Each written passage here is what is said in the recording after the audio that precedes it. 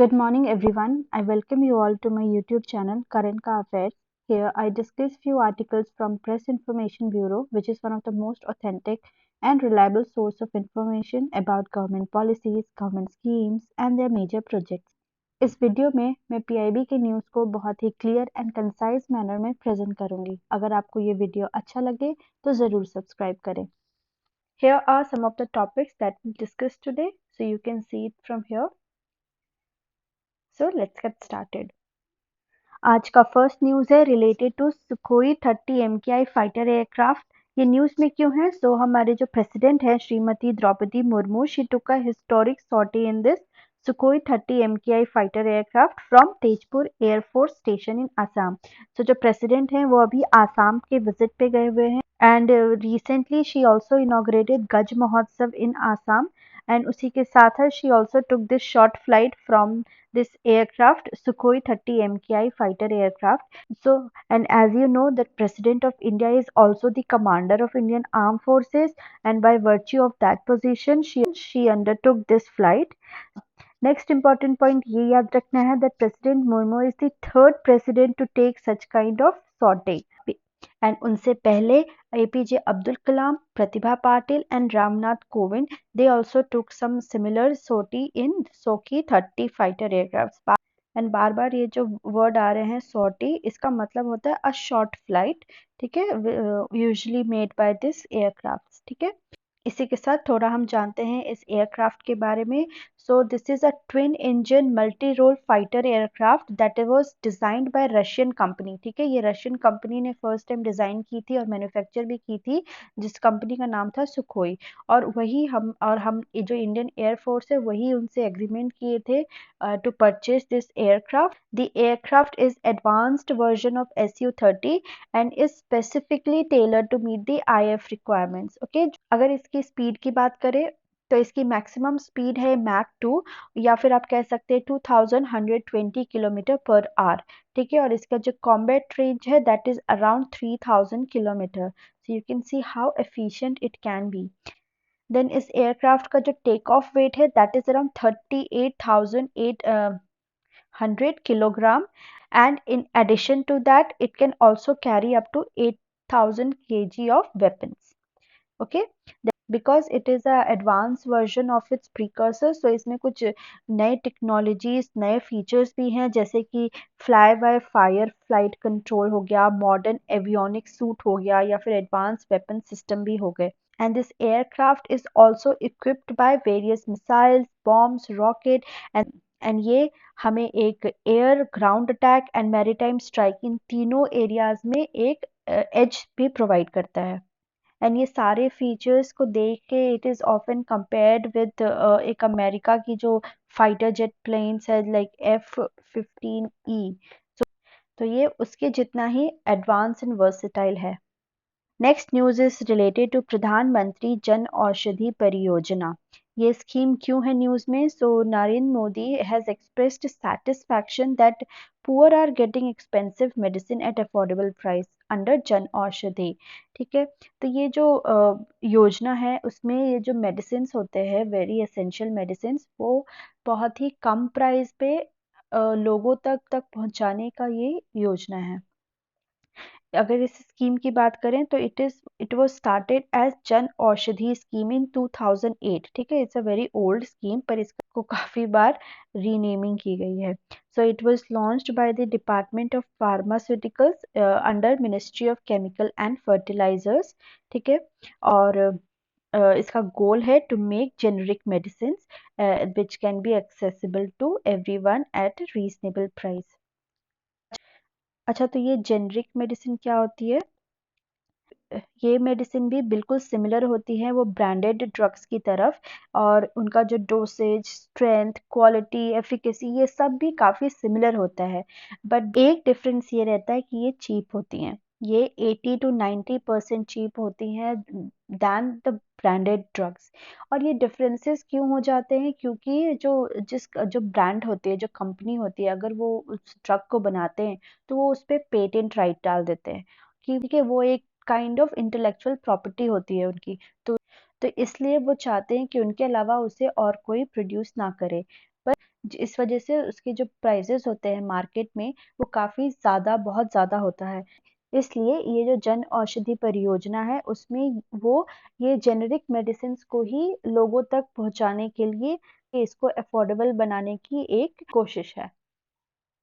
Now come to 2015, इस time पे NDA government थी और उन्होंने ये स्कीम को थोड़ा रीडिजाइन करा, इसको रीनेम करके अब इसका नाम हुआ था प्रधानमंत्री Bharatiya Jan Aushadhi Yojana, and it was again renamed as Pradhan Mantri Bharatiya Jan औषधि परियोजना to give it a further impetus. Even though the scheme was renamed, but जो इसका सोल है, जो पर्पस है ना, वो यही है to provide quality medicine at affordable prices to the masses through special केंद्रास, Jan Aushadhi केंद्रास।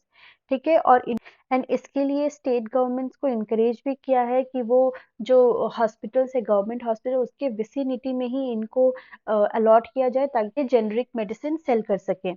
Then Pharmaceutical and Medical Devices Bureau of India PMBI is the implementing agency of this scheme और इसका टारगेट है to increase these केंद्रास to 10,000 by March 2024। Okay, यहाँ पास आप देखेंगे तो इसके जो importance है वो है तो it create awareness about generic medicine. ठीक है, लोगों को बता रहे हैं कि there is an alternative which can be affordable for you. अगर आप न्यूज़ फॉलो कर रहे हैं तो J&J है, जॉनसन एंड जॉनसन, जो कि यूएस बेस्ड कंपनी है, उसने जो पेटेंट राइट थी बेडिक्विलिन, ओके, बेडिक्विलिन,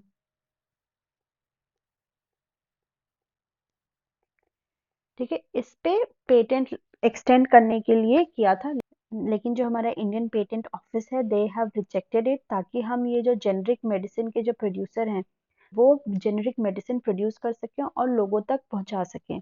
ठीक है, so it also give access to quality medicine through over 8,675 Jan Aushadhi stores. तो अभी then it also generate employment by engaging individual entrepreneurs in opening PMBJ stores. ठीक है, तो ये एम्प्लॉयमेंट का भी एक जरिया है और ये प्राइजेस तो काफी कम पे है ही। Also to ensure the quality of the product, जो क्वालिटी है मेडिसिन की, जेनरिक मेडिसिन की, वो इंटैक्ट रहे, इस वजह तो इस स्कीम में उन्हीं सप्लायर्स को परमिट किया जाएगा ये मेडिसिन बेचने का who have been accredited by WHO good manufacturing practices. Okay, then Indian government also provides space within the government hospital facilities or in other location that are suitable for the operation of Jan Aushadhi stores. इसकी progress की बात करें तो as of January 31st 2022 number of stores have increased 8,675। ठीक है, जो कि हमने यहाँ भी देखा था। देन ऑल्सो ये जो स्टोर्स हैं वो ऑलमोस्ट हर एक डिस्ट्रिक्ट में कवर की गई है। Next news is related to vibrant village programme, इसको वीवीपी भी बोला जाता है। ठीक है, तो ये न्यूज में क्यों है, सो यूनियन होम मिनिस्टर जो कि है अमित शाह, वो लॉन्च करने वाले हैं वाइब्रेंट विलेज प्रोग्राम इन किबीथू। ठीक है, ये विलेज एक बॉर्डर विलेज है अंजाव डिस्ट्रिक्ट ऑफ अरुणाचल प्रदेश में और ये लॉन्च होगा ऑन April 10th 2023। तो अभी रिसेंटली एक दो दिन पहले ही देयर वाज अ न्यूज कि चाइना ने कुछ 11 places in and around the borders of Arunachal Pradesh के वहाँ के एरियाज के नाम चेंज कर रहे हैं। और ये जो विलेजेस होते हैं बॉर्डर के पास, they are the most vulnerable to China's assertion. ठीक है, तो इसी चीज को देखते हुए last year government launch the scheme vibrant village programme.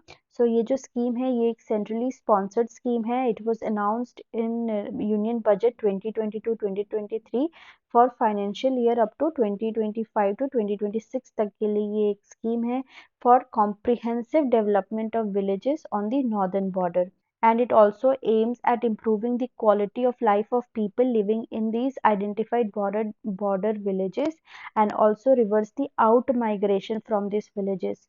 So why there was a need for vibrant village that we have discussed, तो यहाँ पर वही है that they have sparse population but limited connectivity, infrastructure नहीं है उनके पास और they mostly get left out of developmental gains।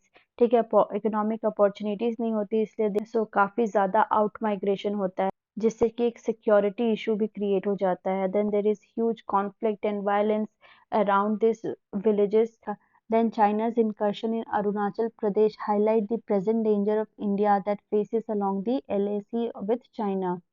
ठीक है। सो इस टाइम पे we have to take some steps so that हम लोग जो सिक्योरिटी और वहाँ के लोगों का जो लिविंग कंडीशन है उसको थोड़ा हम बेटर कर सके। And so far we have taken few steps in this regard, but still we need some comprehensive defense strategy within all of government approach to ensure that इसकी जो टेरिटोरियल इंटेग्रिटी है वो कायम रहे।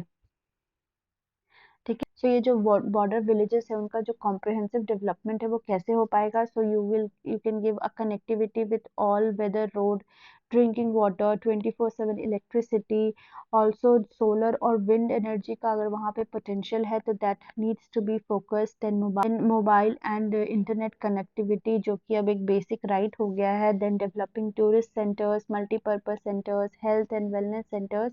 तो ये सारे डेवलपमेंट वर्क है वो वहाँ पर किए जाएंगे और इसके लिए टोटल स्पेंडिंग विल बी 4,800 और इसमें जो मेजॉरिटी पैसे हैं वो इंफ्रास्ट्रक्चर की तरफ जाएंगे। Next news is related to National Mission in Interdisciplinary Cyber Physical System. Okay. So जो यूनियन कैबिनेट है उन्होंने अप्रूव किया था इस मिशन को, that is national mission on interdisciplinary cyber physical system. दिसंबर 2018 में ही इसे अप्रूव किया गया था। लेकिन ये होता क्या है, this what is this cyber physical system? तो ये क्या है? It is a system that combines physical plus cyber element to create a tightly integrated and interconnected system. ठीक है। मीन्स जो फिजिकल इंफ्रास्ट्रक्चर है उसको इंटीग्रेट करना है विद द साइबर कंपोनेंट, जैसे कि computer network, then software, then data analytics, ठीक है, एआई। सो इन दोनों को कंबाइन करके एक इंटरकनेक्टेड सिस्टम बनाना है जो कि हेल्प करेगा एक ऐसा इंफ्रास्ट्रक्चर बनाने में जो कि सेफ हो, रिलायबल हो एंड एफिशिएंट भी हो। Okay, because we are moving towards more and more. So इसको इम्प्लीमेंट करने में there is a total outlay of 3,660 crore that will be given for 5 years and it will be implemented by Department of Science and Technology. It will act as a major driver of economic growth of the country. Also, it has a major role in areas like health, medicine, intelligent transportation, as well as smart manufacturing in the future. And this integrated infrastructure will create a more efficient or safe and sustainable places in India, which will be on par with advanced countries. ठीक है। And then such role needs a change in the trajectory of CPS. So because अभी नई technologies आ रही है, artificial intelligence, internet of things, robotics, ठीक है। So these will be the key driver of CPS. Therefore इसको समझना and इसको properly integrate करना is the need of the hour, and that's what this mission is doing. And as a part of this mission, इन्होंने 25 technology innovation hub को establish किया है in reputed institution across country, and ये focus करेगा on technology development, ठीक है, human resource पे, skill development पे, इंटरप्रेन्योरशिप में, स्टार्टअप डेवलपमेंट में and international collaborative research. Now here are some of the honorable mentions. First news is related to appointment. So this is the person Sutusumu Utani. So ये बने हैं new president and managing director of Honda motorcycle and scooter India, and he will take over from Atsushi Ogata. Next news is एक पशु प्रदर्शनी and किसान मेला को organise किया है मुजफ्फरनगर शहर में of Uttar Pradesh. Next news is related to international relation. So ये J-10, J-11, J-16 ये न्यूज में थे। So these are Chinese fighter planes जो कि स्पॉट किए हैं ताइवान में, ताइवान के सेंसिटिव लाइन के पास इनको देखा गया है। The next news is about Karga festival. Karga festival ये एक 9 day लॉन्ग फेस्टिवल है जो कि बैंगलोर में सेलिब्रेट होता है।